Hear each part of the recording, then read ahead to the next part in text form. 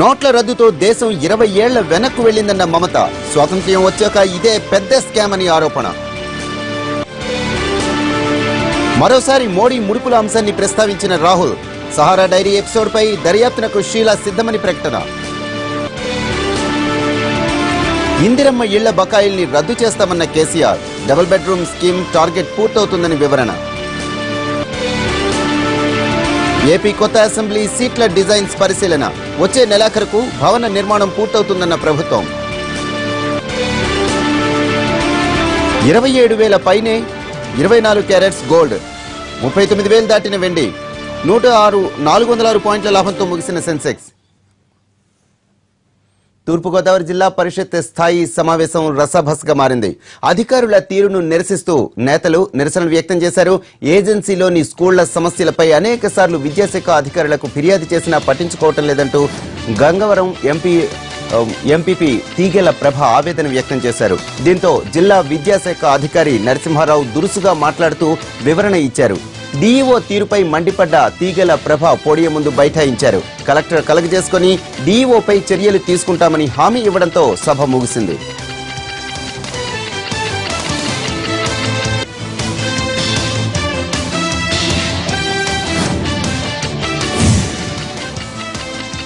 పోలవరం ప్రాజెక్టును అడ్డుకునేందుకు జగన్ తీవ్రంగా ప్రయత్నిస్తున్నారంటూ మండిపడ్డారు మంత్రి దేవినేని. జగన్ ఎన్ని అడ్డంకులు సృష్టించినా పోలవరం ప్రాజెక్టు పూర్తి చేసి తీరుతామన్నారాయన. 2018 డిసెంబర్ నాటికి గ్రావిటీ ద్వారా నీళ్లందిస్తామన్నారు మంత్రి దేవినేని.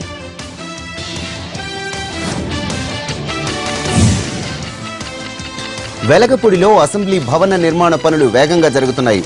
సీట్ల మోడళ్లను పరిశీలించింది ప్రభుత్వం. అసెంబ్లీని త్వరగా పూర్తి చేయాలని నిర్మాణ సంస్థలకు ఆదేశించింది. చెప్పిన గడువు ఇప్పటికే ముగిసిందని గుర్తు చేసింది ప్రభుత్వం. వచ్చే నెలాఖరుకు ఈ భవన నిర్మాణం పూర్తయ్యే అవకాశం ఉంది.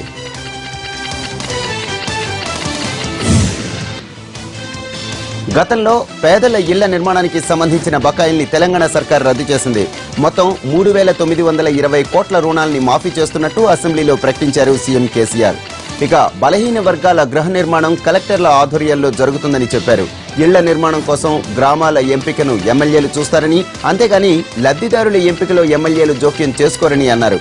అభివృద్ధికి విపక్షాలు సహకరించాలని విజ్ఞప్తి చేశారు. బలహీన వర్గాల ఇళ్ల నిర్మాణానికి సంబంధించి రుణాన్ని ప్రభుత్వం రద్దు చేయటాన్ని అసెంబ్లీలో విపక్షం స్వాగతించింది. నిరుపేదల కోసం తీసుకున్న మంచి నిర్ణయంగా అభివర్ణించారు జానారెడ్డి. ఈ సందర్భంగా కేసీఆర్, జానారెడ్డి మధ్య సాగిన సంభాషణ నవ్వుల పువ్వులు పూయించింది.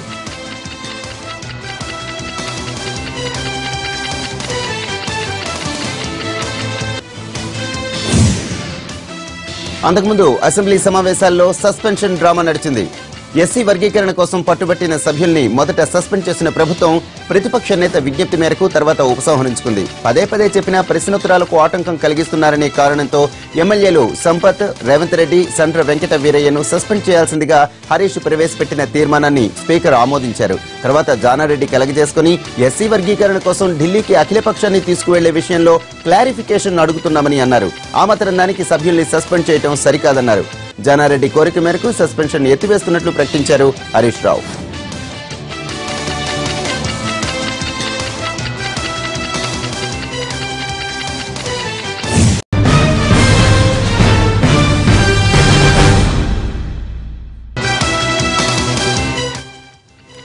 Welcome back. దేశానికి ఉజ్వల భవిష్యత్తు ఉందని, దేశ ప్రగతిలో ప్రతి ఒక్కరూ భాగస్వాములు కావాలని కోరారు ఏపీ సీఎం చంద్రబాబు. తిరుపతిలో భారత ఆర్థిక సంఘం 99వ వార్షికోత్సవ సదస్సును ప్రారంభించిన సీఎం పీవీ ఆర్థిక సంస్కరణల వల్ల దేశం అభివృద్ధిలో దూసుకుపోయిందన్నారు. అభివృద్ధి చెందుతున్న దేశాల్లో భారత్ ముందుందన్నారు. ప్రపంచంలో అత్యుత్తమ యూనివర్సిటీగా ఎస్యూయూ నిలవాలన్నారు. వ్యవసాయంలో వృద్ధి సాధించామన్న చంద్రబాబు దేశంలో 2 అంకెలు వృద్ధి సాధించిన రాష్ట్రం AP మాత్రమేనన్నారు.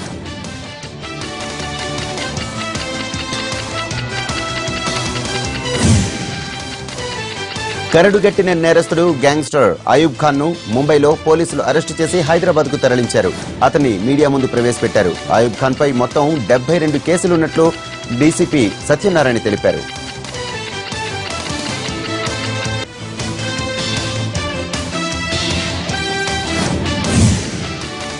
International red sandal smuggler Alikhan ను అరెస్టు చేశారు కడప పోలీసులు. లక్కిరెడ్డిపల్లిలో తనిఖీలు చేస్తుండగా అతడు పట్టుబడ్డాడు. 11 ఎర్రచందనం దొంగల్ని స్వాధీనం చేసుకున్నారు. బెంగళూరుకు చెందిన అలీఖాన్ ఎర్రచందనాన్ని విదేశాలకు అక్రమంగా తరలిస్తూ ఉంటాడు. గతంలో ఇతన్ని పట్టుకునేందుకు ప్రయత్నించగా పోలీసులపై దాడి చేసి పారిపోయాడు. ఇప్పటి వరకు ఇతనిపై 18 కేసులు నమోదయ్యున్నాయి.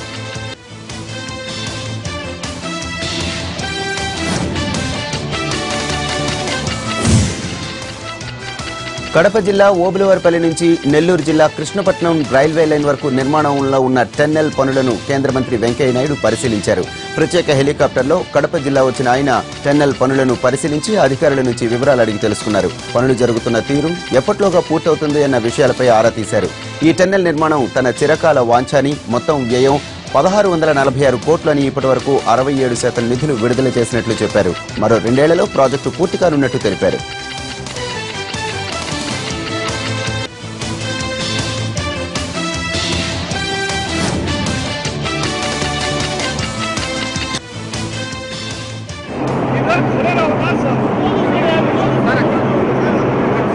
ఈ రాయలసీమ నుంచి, బళ్ళారి నుంచి, హోస్పేట నుంచి, అలాగే మన యొక్క ఐరన్ ఓర్ చాలా వరకు కిందకి వెళుతుంది.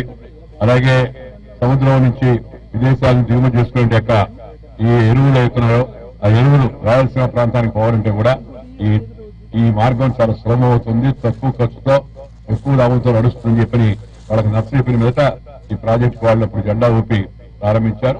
ఈ ప్రాజెక్టు మన 2014 నుంచి బాగా ఊపందుకుంది. మనవడితో సరదాగా గడిపారు ఏపీ సీఎం చంద్రబాబు. కొడుకు మనవడితో కలిసి కృష్ణానదిలో బోట్లో షికారు చేశారు. ఉండవల్లి నివాసం నుంచి ఫెర్రీ, భవానీ ఐలాండ్, పున్నమి ఘాట్ల వద్ద బోట్లో షికారు చేస్తూ సందడి చేశారు.